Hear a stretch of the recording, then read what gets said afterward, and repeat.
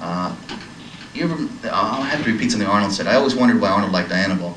And I remember him, I wouldn't say this, but he said this in me one time at the Olympia on stage. He said this, that he liked Dianabol. And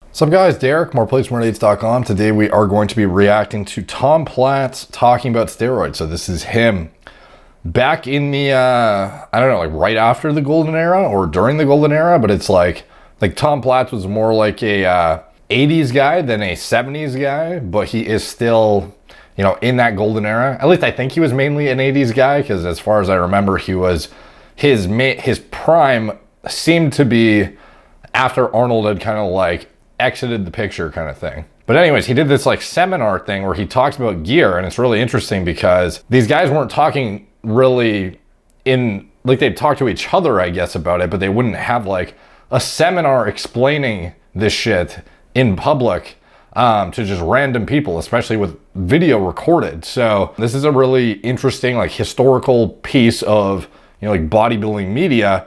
And interestingly enough, he was actually the first person to release those like interviews with top pros to see what they take, you know, the 90s cycle breakdowns. I don't know if you've seen those, but I did a couple of years ago, I did reaction videos to every single Tom Platz interview in the 90s, where he interviewed top Mr. Olympia competitors, like guys with their faces blurred out that, you know, but you could pretty much figure out who it was. It was Ronnie Coleman. You had Lee Priest was the only one who didn't blur out his face. He did it on purpose because he just doesn't give a fuck. Chris Cormier.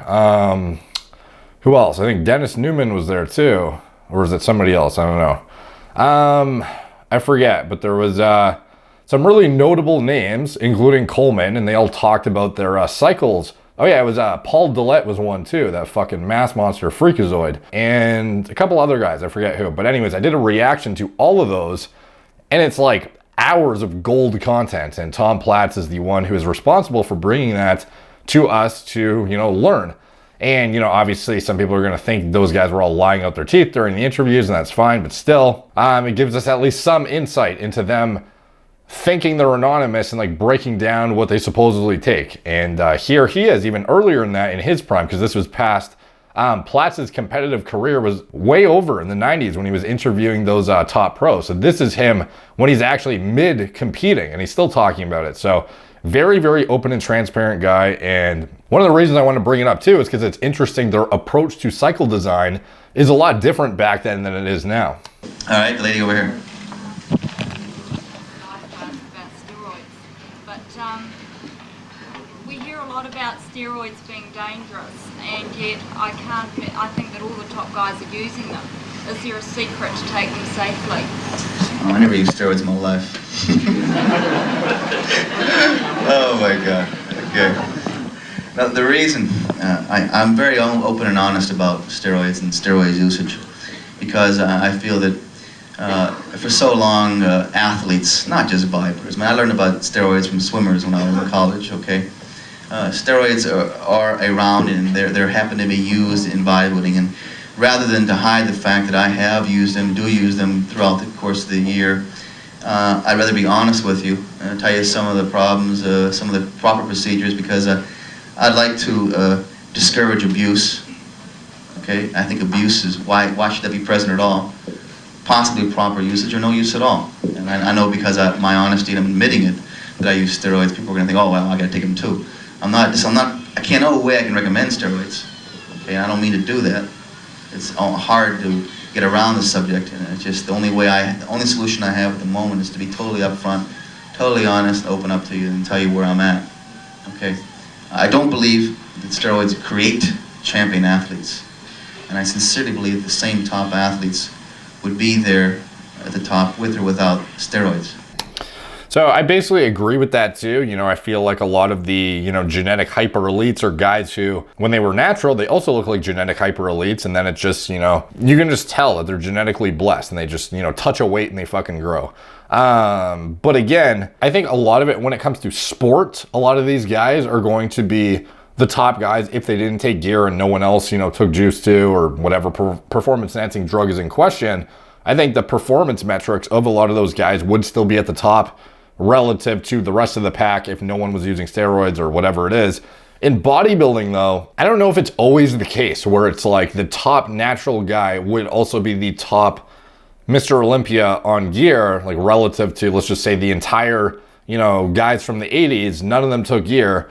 Would the same guy win the Olympia that won the Olympias in the 80s? I don't know, because I'll be honest, like some of these guys, you'll see genetic anomalies that look built as fuck even before they take steroids. Guys like Kai Green, guys like Ronnie Coleman, who were just jacked as fuck before they even touched gear. Then you see certain guys who were actual sticks until they touched gear, and then they just exploded, and just their body's response, not just to training, but to drugs in particular, was drastically superior to other guys who, as naturals, might have looked better than them. So I don't know if that's always the case in bodybuilding, where the best guys would also be the best guys on gear, and vice versa. I think it also comes down to your own body's response to drugs.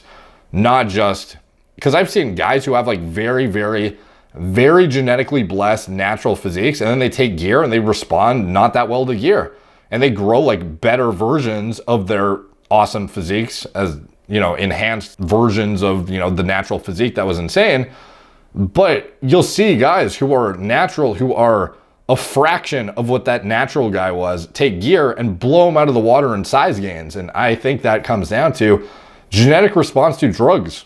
It's not just, how good your natural genetics are. It's also, well, that plays into your genetics, but it's also drug response too, which, I think in bodybuilding, it's a bit unique in that aspect, because it's not like the guy in your high school who just had the best natural physique also would have responded the best to gear. It doesn't always seem to work like that. However, not that they don't work either. Okay, I think that's obvious. Steroids do work. However, God, you gotta lead me a little more, because I'm gonna go. There's so many different ways to go from here. Okay, I'm a firm believer. If someone decides to use steroids, and it's their personal choice whether they decided to do this or not, whether they're man, female, animal, or whatever. Okay, I would suggest having blood assays done periodically through the duration of usage. I think it's important. There's another way you can tell if you're taking too many steroids, and if your eyes turn yellow and your face looks weird, maybe you're taking too much. Okay, I've seen some of these effects in people I know. So he's way out of his time. He's talking about getting blood tests done. He's talking about jaundice symptoms of abusing oral steroids, because back in the 70s and 80s, a lot of guys were pounding D-ball by the bottle, and a lot of different oral agents were really, leveraged very, very aggressively during those time periods. So I wouldn't be surprised if, the yellow eyes thing was actually like fairly prevalent among some of the like hardcore abusers. So, it's interesting to hear him say this stuff, because this is before any of the literature was available that we refer to now to actually come to our own conclusions. And abuse does exist. Abuse exists everywhere. As a maximum figure on steroids, I like to, if you really want to discuss figures, I would say that the most I've ever taken, the most I would ever consider taking would be 100 milligrams a day. Okay, 100 milligrams is based upon my body weight and the type of steroids I take. I believe in anabolic therapy and not androgenic therapy. So he's saying you would not cross 700 milligrams a week, which is interesting, and you would, probably think, well, this guy's trying to win the Olympia. Is that really realistic? This is really tough to put into one sentence. I'll have to put it into 3 or 4, okay? When you're dealing with steroids, you have to realize that they enable you to recuperate quicker. And the whole essence of bodybuilding lies in recuperation. You get weaker and smaller in the gym, and when you go home and you rest and you eat and you sleep, you get stronger and you recuperate. And so what the steroids do is enable you to recuperate quicker from workout to workout. So in essence, you can get more heavier workouts in per month, say, which leads you to develop faster, of course. There are certain skin characteristics, degrees of polish I receive from steroid usage that I could not get otherwise. Although I found that I've been at my very strongest. I've gotten my biggest, strongest lifts without steroids when I was younger. So I don't really believe that they help me do things I couldn't do without them, although to obtain a degree of polish. See, what's interesting is how many of these top guys will actually talk about how their best lifts were done either on like barely any shit or when they were natural. Like Lee Priest often talks about how even for him, some of his best lifts were not when he was using a shit ton of drugs. They were when he was using like barely anything, or he was even natural. The skin texture, that's what the anabolic situation seems to. I'm not saying you have to believe them. I'm just saying it just seems to be a consistently stated, something that seems to be consistently brought up.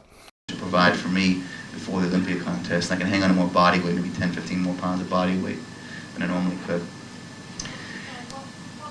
What things are you looking for when you have the blood tests? Oh God, you need somebody to analyze your blood test and get into every, basically liver function, enzyme activity, elevated enzyme activity, and I'd be weary of that. There are some more androgenic, I hope you know what I mean by that, androgenic compounds, things. Imagine asking some random chick in the audience in the 80s, I hope what you know what I mean by androgenic activity. That are like testosterone-based items, things that have more secondary male characteristics. They, put it short, put it mildly, they aid in more sarcoplasm development. Okay, now sarcoplasm. What do I mean by sarcoplasm? The liquid, the jelly, putty-like stuff that the muscle bathes in. So a lot of times you'll see a guy take Anadrol 50 and blow up like a balloon, right? And after they get off the drugs, back down to a skinny guy again, okay? Right. A lot of that is water, and a lot of that is sarcoplasm as well. Strength athletes need and require more sarcoplasm enhancement to aid in leverage and in their strength performance. That's why they look smooth and fat, but sometimes it's just sarcoplasm enhancement. Not to mention fat and water too. And this is where he's talking about compound selection and where it's appropriate for certain choices. Like, would a certain individual seeking certain performance enhancing outcomes use fill in the blank compound versus this? He's referring to Anadrol for its increased temporary hypertrophy outcomes and its enhanced leverage in the gym, and why it would be used in specific situations. Like, this is way ahead of his time kind of shit.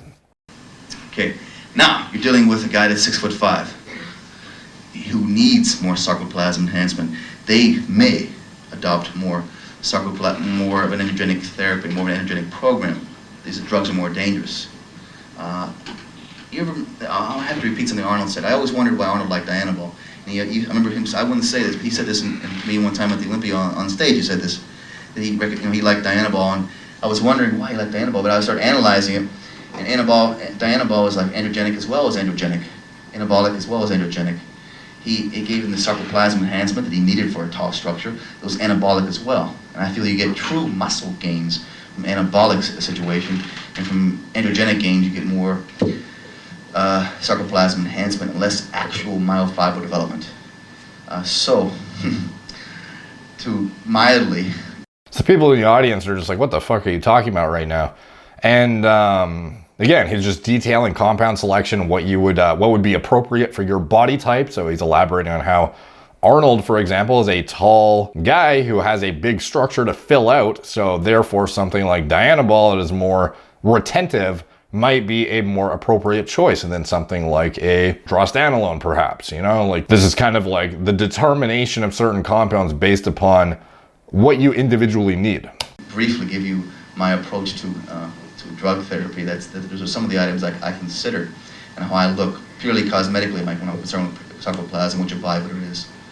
Lee Haney would need more sarcoplasm, where, like Tim Belknap, I think he has too much sarcoplasm, okay?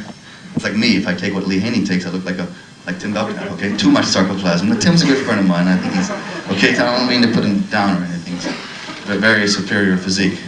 But these are things I notice, okay? Not that I'm saying drugs are great, we should all take drugs. Hey, let's hear it. Okay, I'm not saying that. I'm opening up and being honest. And I firmly believe in a decreasing dosage pattern under the duration of utilizing anabolic situations.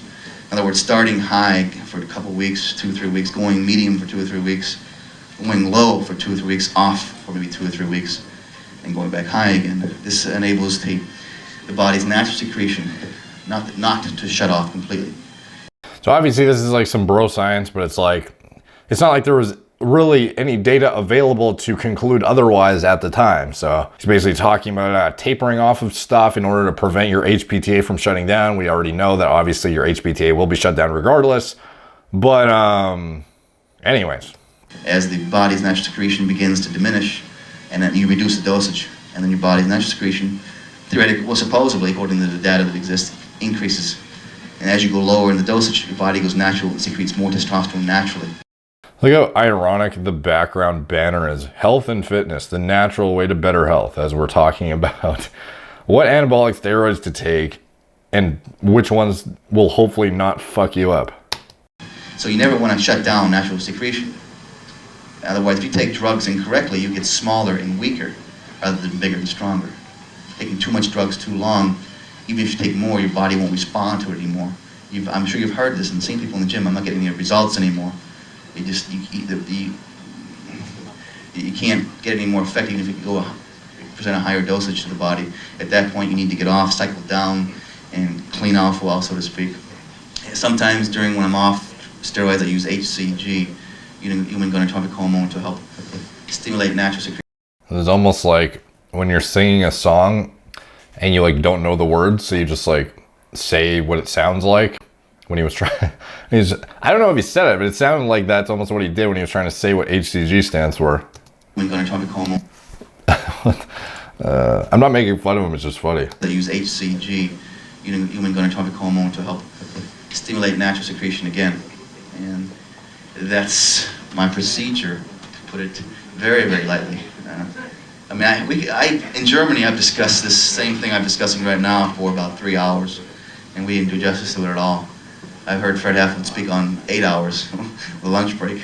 It's human chorionic gonadotropin, by the way. So if you're wondering, on just androgenic and anabolic therapy. Okay, so it can be a very detailed process, and it tends to get more and more involved as you get more and more educated along the lines of hormonal manipulation. By no means is it risk-free. Granted, I feel that I'm avoiding a lot of the risks involved by avoiding abuse, but there still is a risk present. But you got to understand, I'm not rationalizing and saying I'm proud of taking steroids. Okay, I'm not. But an athlete, as I mentioned earlier, has a need, not just a desire, a need. I mean, an athlete, a true athlete, a professional athlete, will die. They'll die. I'll die inside if I don't get where I want to go. If I don't give it everything I have. It's me. It's my makeup. It's my life.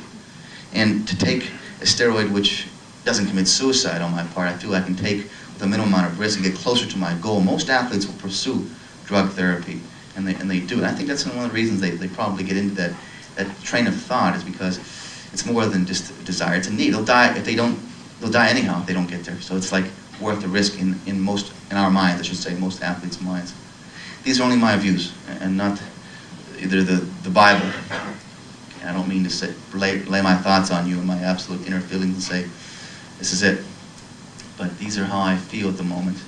And over the course of years, I've taken drugs incorrectly, and I've developed problems like I couldn't get any more results, and I wondered why I was getting smaller and holding water and these kind of things. And after altering dosage and going to a decreasing dosage pattern and these kind of things, I was able to remedy a lot of the problems I've had, cosmetically speaking. I never had any problems as far as serious side effects, so no. Yes? Just with the IFBB banning steroids in the amateurs this year for the first time, do you think there may come a time when it's banned in the Olympic? I mean, if everyone weren't allowed to use it, it's still fair and equal. So if you heard him, he said the IFBB banned steroids in the amateur league during this year, which is interesting because nowadays it's wildly different. Yeah, that'd be great. Okay, if we could do that. It started in the amateur now, though. It's this Yeah, year. I'm just wondering. Athletes are really if there's a way to get around the test, most athletes will find these ways, and they have. Correct, and that is what is probably going on in a lot of these natural leagues nowadays. Many strength athletes have found different ways. Granted, the tests are getting better, more stringent, and they're stricter.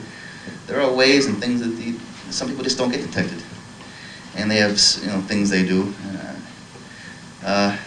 Somehow, I think that trying to impose the test and most athletes trying to get around the test will actually take more risk than taking drugs initially and just by themselves, and they do, which bothers me some more. It's like my personal belief is sometimes is as justifiable as the drug testing could be, and I can see where it would go. If it would go that way, I'd be all for it. I think it just creates, sometimes causes more abuse and suggests to athletes to do other things, resort to other things to get around the test. Speaking from an athlete's point of view, how an athlete really feels inside. I mean, what an athlete says on a panel discussion sometimes is different from what they say in the locker room, okay? And I happen to, I won't say names, I'll say my name, okay? I think you'd rather hear that than hear me say, well, this is the way testing is great. The next question, okay? Which I am saying that too, but I'm just giving you a little more inside stuff from me. Tom, we appreciate your honesty. Thank you. But you're a professional athlete. Now, we get people who did the same mistakes who start taking steroids from the very first day to pick up a barbell. Right. Could you pass some comments on that, please? Well, I know people myself. They learn how to bench press on Monday, they learn how to take Dianabol on a Monday too. I think this is definitely leading to abuse and more abuse. And I mean, you don't need to take steroids to train with weights. For some reason, we tend to believe, well, steroids are responsible for this degree of success. That's it. There's no question about it. And I remember the old days, and before I even considered taking steroids, and we just trained by our natural instincts. And certain times of the month we were stronger than others, and we were aware of that. When the drugs introduced into bodybuilding, into a lot more into athletics, you train by the drug cycles. The more drugs you're taking, the harder you train, and you get off drugs, you train less, because it leads to injury and all kinds of problems like that. And that's how a lot of the cycles have developed. Believe it or not, it's rather sad in a way. I would love to see it move in the direction of drug-free, because I think it would still continue to thrive in the eyes of people who could advance sport even further. But drugs are present, and I feel my way of dealing with the problem at the moment is, like I say, just being honest, and rather than say no, I don't, no way, no, and going home and taking an injection or whatever. It's like, let's bring it up in the open, let's bring it up for discussion and deal with it and toss it around and talk about the possible advantages and disadvantages and go from there. If that could be done by everyone, I think it would be okay, but it won't be. I know that too. We're faced with a very big dilemma, I know. I tend to go around in a circle now in my discussion. Well, if someone's going to take the choice and take steroids, at what stage is... Well, if I would definitely suggest that a person train for a number of years before they begin to even consider taking steroids. I trained till I was just about 20 years old before I took my first steroid, and back then they were even more controversial than they are now. There's not. Wow, he's like saying it like that's a long time before he started, because that would be considered young by a lot of people now. Everybody took steroids, and I remember doing quite a bit of research, there wasn't a lot of research done at that time, talking to various people who were considered authorities, and they told me I was ridiculous, I was crazy, I was foolish, and some told me, hey, sure, take everything you want, and some said, well, listen. So I tend to go with people who had, you can find an opinion to prove or disprove anything, you can find data on almost anything nowadays, and I tend to compile information from a lot of different sources and digest it into my own brain and proceed to process my information and go from there. And I would suggest that everyone do the same way you train, learn how to train, learn how to what works best for you. You digest information, possible advantages and risks involved. And I mean, if I wasn't competing, I wouldn't take steroids. For what? I mean, people look at me, oh yeah, money's on the line, all this stuff. But still, I don't like the fact that I have to resort to taking steroids. If there was a way for it to just not exist, I'd be all for it. If you just press a button and say, well, no more steroids, let's all take amino acids now, okay? Hey, let's do it. I hate taking drugs. Sometimes, I'll be honest with you, when I'm taking a high dose of steroids, I feel sparks, and I get aggressive unnaturally. I feel better when I'm off steroids. I feel calm and more relaxed. My wife's the first to notice it. Increase your doses again, huh? So this is one of the issues with being perpetually on super physiological doses of androgens, is you have enhanced adrenergic signaling, essentially perpetually around the clock. So your body's almost in like a perpetual state of fight or flight, and it actually becomes that in itself can be a stress to your body that can be problematic in a health context. It's often overlooked the effect androgens have on the brain and the nervous system itself. Yeah. Being a professional sportsman, physically involved. Yes. I am very interested and done a lot of what you've done myself. I would like to ask you my own personal question. Certainly. Is it necessary to have steroids to do what you do? Is it necessary to have steroids? No, it's not necessary. Why? Why? I explained that earlier when I talked about... Yeah, sure, but isn't life and direction to all people that bodybuild and weight train? Now, isn't it necessary to have your own personal figuration on a situation? Certainly, most certainly. And that's all I'm presenting to you right now. I appreciate your opinion as one of the top men in the world. I really do. Thank you very much. And please, I don't mean to try to change your personal opinion or anyone's. And this is one of the problems. Most athletes won't sit on a stage and talk about steroid usage. And it bothers me.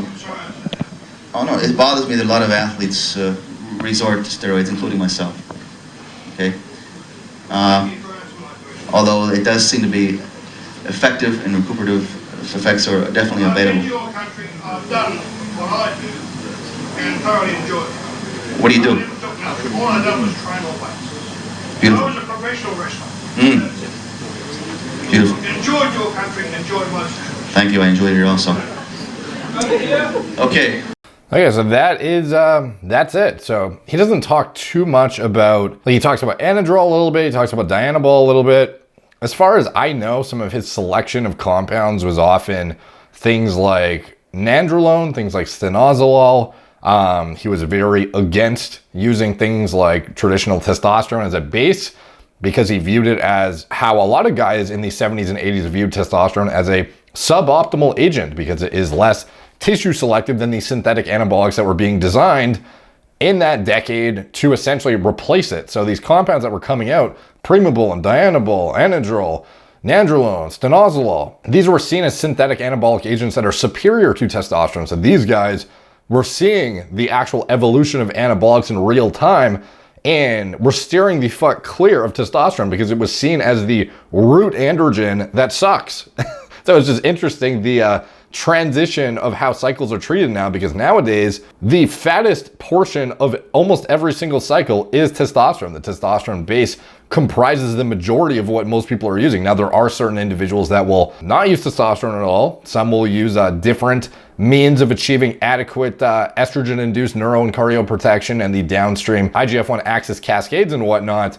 But and obviously there are individuals who are using, like a minor amount of test and stacking anabolics on top and using that as the meat and potatoes of their cycles. But in general, it's almost like the tables have turned in cycle design and now guys are using a fuck ton of test. Whereas 50 years ago, test was viewed as like the worst compound you could possibly use. Which is interesting because that's exactly what Tom is referring to here when he was talking about he prefers things that are more anabolic relative to androgenic, which is literally what anabolic steroids are designed to do. So as far as I've seen, just in passing by mentions of guys who are friends with him, guys that knew him personally, I don't know if this is factual or not, but it seems like he was very against testosterone use for himself, and he used traditional anabolic agents around that time frame, like the nandrolone, stanozolols, etc. So anyways, hopefully you guys found that interesting. It's some golden, long lost footage. It's pretty obscure, some of this stuff. You can just find it randomly on YouTube or somebody will send it to me. And I've had this on my to-do list for a while. I'm just getting around to it now. But anyways, it's always cool to see some golden era footage being dug up, especially something as unique as this. It's not just, oh, like, what's your training? Oh, like, how do you fucking, what do you eat? Like, what is your lifestyle? Blah, blah, blah. Like, there's a lot of interviews with these guys back in the day about, their, standard stuff. Oh, you go to the gym at Gold's Gym, fucking sick. But none of them talked about their hormone use. So this is very interesting and very eye-opening to see somebody coming out and talking about some sort of specifics rather than, the other guys who would sort of just dodge it and say like, yeah, it's involved in the sport and that's about it, and pretty much that's the extent of the discussion. So anyways, Tom Platz has always been one of the more transparent guys, and obviously this clip is very much appreciated, and I'm sure I don't know if he had any idea how iconic some of this footage would become in the years to come, but his interviews with the 90s pros, this kind of stuff, it's all very, very, very eye-opening and cool to see. So anyways, glad it exists, glad I stumbled across it. Thank you guys for watching. Like, subscribe, check out my blog, moreplates.com. Follow me on Instagram at moreplates_dates. Facebook, Snapchat, BitChute, Twitter, TikTok, Apple Podcasts. If you want to support the channel, you can check out anything I'm associated with in the video description below. My TRT clinic, it's all telemedicine from the comfort of your own home. My recommended lab test panels with all the diagnostics you should be getting to stay on top of your health, as well as if you are a guy who is a bodybuilder and does this kind of shit, obviously you especially should be staying on top of your blood work, regardless of your age. And anything else I'm associated with, it's all in the video description below. Thank you guys for watching. Talk to you soon.